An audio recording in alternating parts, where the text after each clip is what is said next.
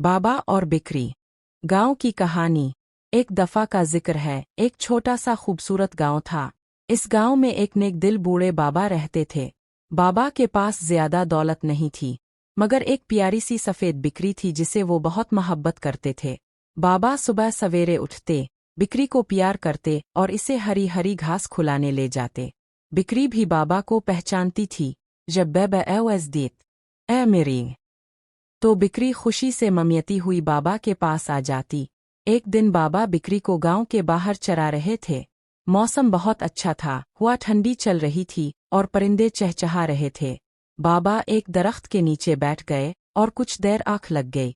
अचानक बाबा की आंख खिली तो बिक्री वहां नहीं थी। बाबा बरा मेरी बिरिय। बाबा ने आदेर अलिफादेर देखा, आवाज दी मगर बिक्री नजर ना आई। बाबा ने पूरे गांव में बिक्री को ढूंढना शुरू कर दिया। बच्चे, किसान और गांव के लोग भी बाबा की मदद करने लगे। आखिरकार गांव के एक बच्चे ने कहा, बहन, मैंने बिक्री को नदी के पास जाते देखा था।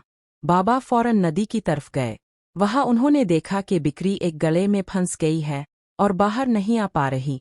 बाबा की आंखों में आंसू आ गए। बाबा ने जोर से आवाज दी, घबराओ मत मेरी बच्ची, बाबा आ गया है। गांव के चंद लड़के भी वहां पहुंच गए। सब ने मिलकर रस्सी की मदद से बिक्री को आहिस्ता आहिस्ता बाहर निकाला। बिरी महफूवित। बाबा ने बिक्री को सीने से लगा लिया और अल्लाह का शुक्र अदा किया। गांव वाले बाबा की नेकी और सब्र से बहुत खुश हुए। इस दिन के बाद बाबा और बिक्री की कहानी पूरे गांव में मशहूर हो गई और सब ने सीखा कि मोहब्बत, सब्र और मिलजुल कर काम करने से हर मुश्किल आसान हो जाती है।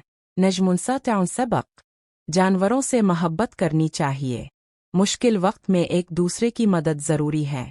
सब्र और नेकी कभी ज़ाय नहीं जाती।